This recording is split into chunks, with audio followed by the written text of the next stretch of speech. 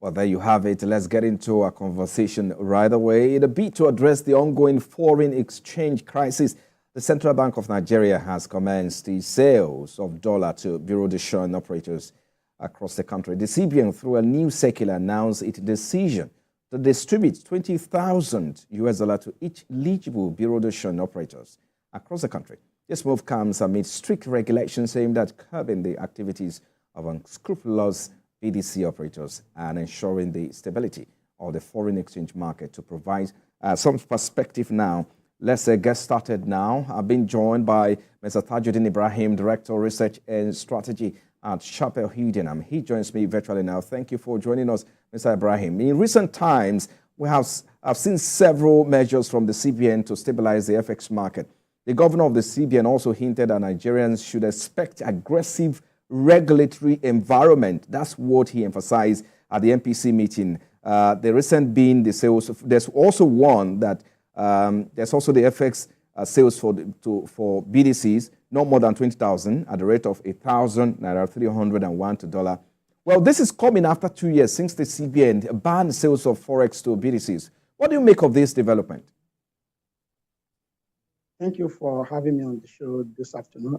I think the development is a positive one. And if we look at the activities of the BDC operators in Nigeria and in the foreign exchange market, we will note that their activities are very important in the sense that they are the ones that service the retail and the small and medium enterprises. So when you have sale to those BDC operators, what you are doing is that you are gradually bringing back liquidity into the foreign currency market.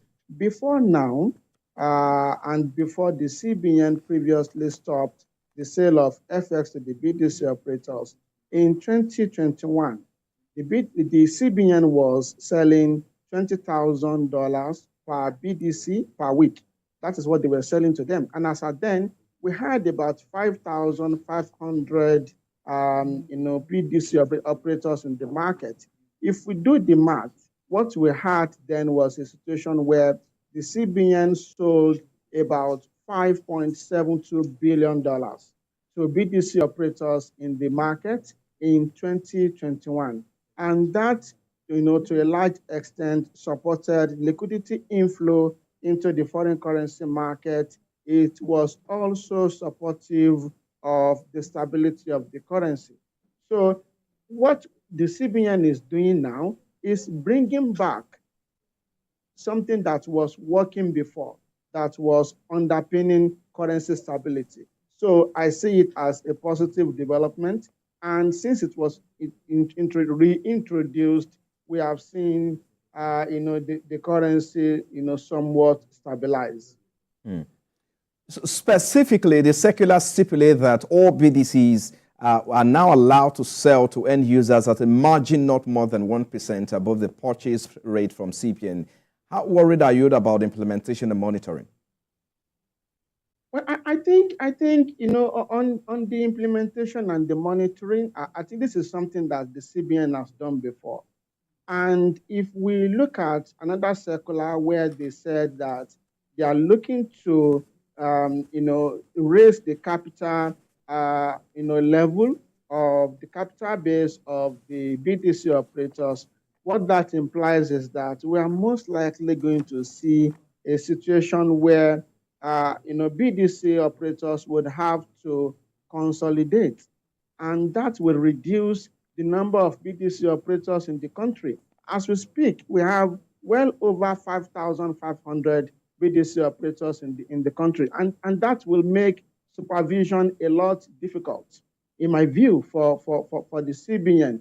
But raising the capital base, for them means that we are going to have much fewer, BDC operators that are a lot stronger financially, that are also easy, or let me say easier to supervise, because of the number that we will have at the end of the day. So I see that as a possible way for the CBN to be able to supervise, the BDC and ensure compliance and implementation of that 1% margin, not more than 1% margin.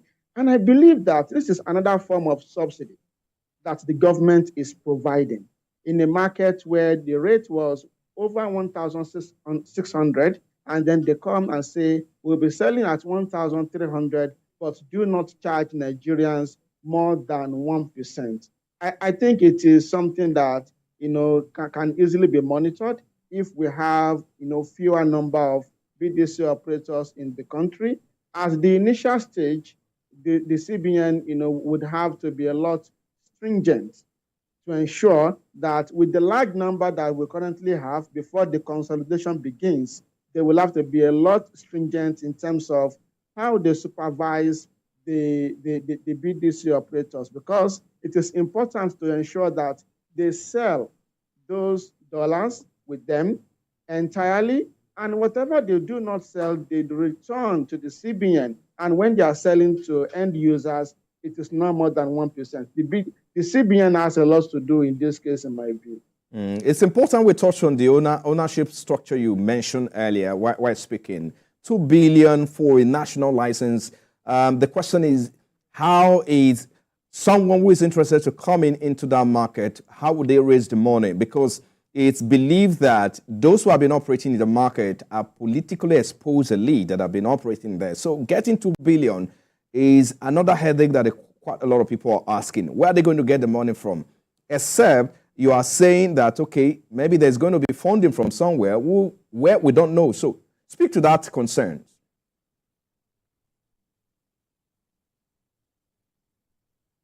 Hello, Mr. Tajudeen, can you hear me?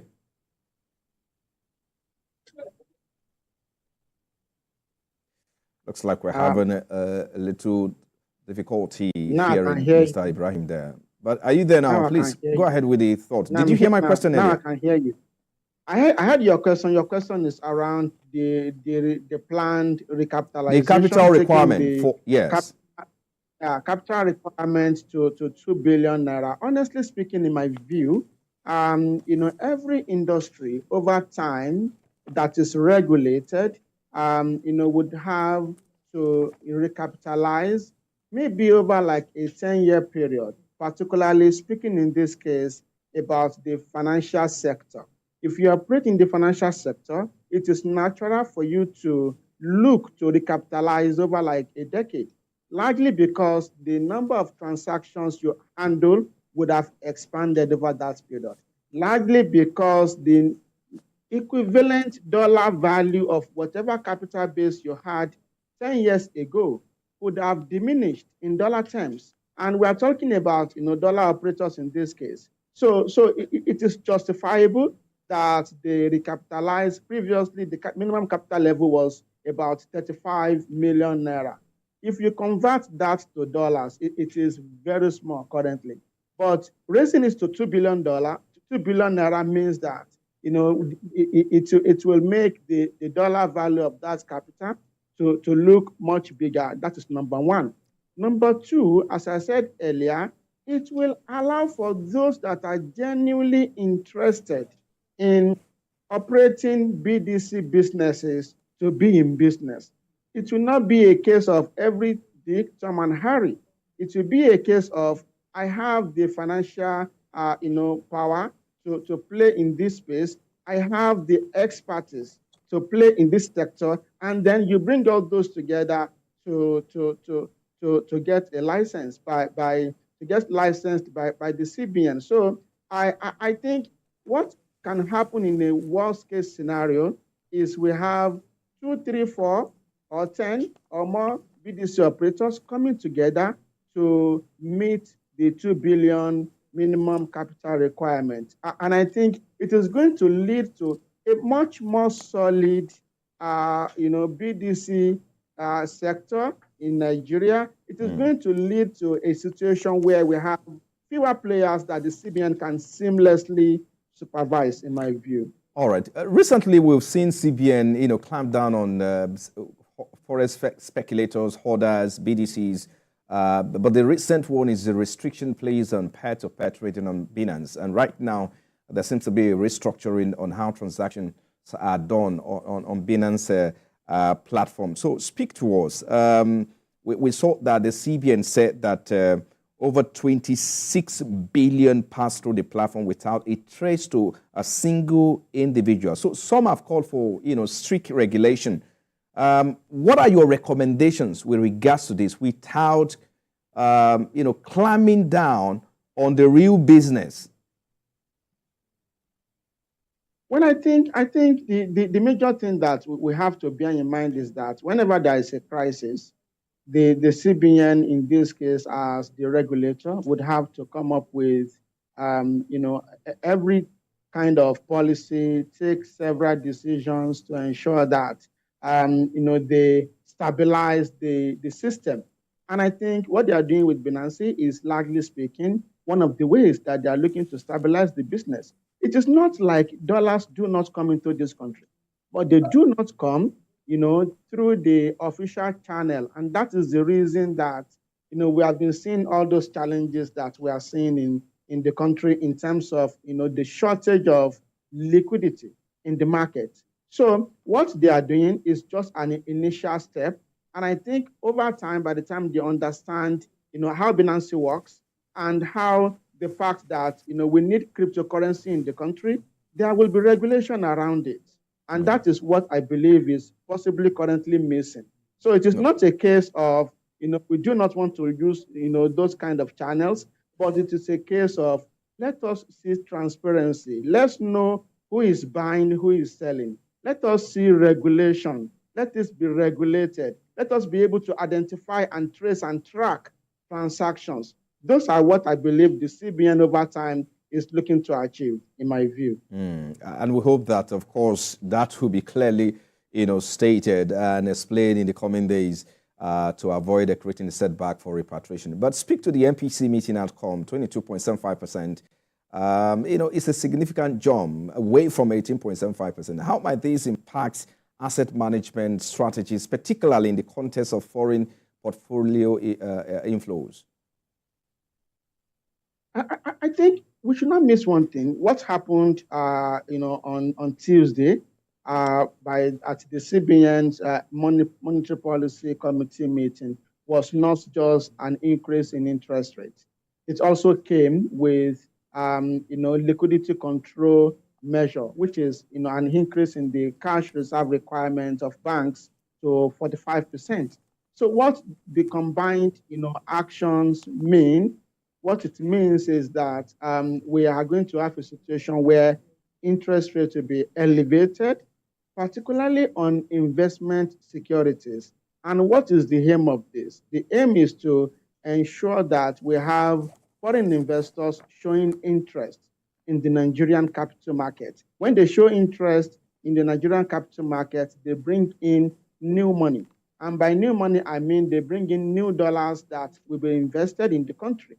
When we see that, we are seeing an increase in liquidity inflow into the foreign currency market. When there is an increase in liquidity inflow, there will be an increase in the ability of the CBN to supply to the market. When that materializes, we are going to see the stability of the foreign currency.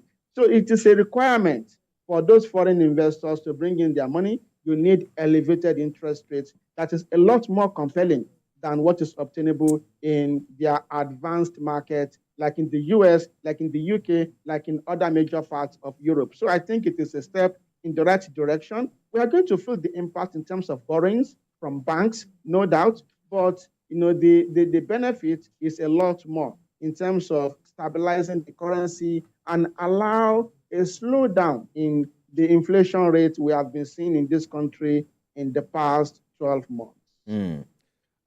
Just before I allow you to go, Mr. Ibrahim, what next? What next? That's just the question. So given the current macroeconomic environment in the country, particularly in the context of concerns regarding the outcome of the meeting, so what key economic indicators should we be paying attention to between now and the next MPC meeting, of course, which is slated less than 4 weeks away from now? Speak to that before I let you go.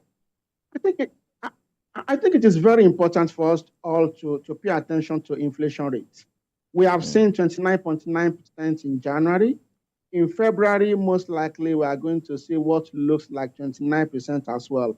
But going forward, we should watch how the inflation rate decelerates, or let me say a situation where we have disinflation, as it is called in economics. So if we see that, it means that the policy of the CBN is working. If we do not see this inflation, it means there's an issue with monetary policy mechanism. And I'm hoping that it will be in the positive direction as disinflation begins to set in on stable foreign currency and an improvement possibly in security issues. Just quickly, I need to mention this. The CBN said no more street trading. That also include, of course, those friends on the street, selling and all of that. So what do you foresee in that, in that sense? Are we going to still see, those guys on the street selling dollars? So how does the CBN intend to deal with that? That's the question. I think street trading is coming because of possibly poor monitoring and supervision of BDC operators. If that improves, then street trading is going to over time disappear, most likely, or at least they do it secretly, and it will have little or no impact on our foreign currency. In terms of the exchange rate of naira to the dollar. More importantly, I should say that street trading is largely speaking on the back of speculation. I would speculate in an environment where policy is weak. I will speculate in an environment where regulation is weak. I will speculate in an environment where there is no liquidity inflow into the foreign currency market. But I believe that what the CBN is currently doing will address all those issues, and then we will begin to possibly press the CBN at some point in the future. Indeed. Great insight from you there, Tajudeen Ibrahim, Director, Research and Strategy at Chapel Hindemham. Thank you for coming on Business Nigeria. All right, you're watching Business Nigeria, coming to you live from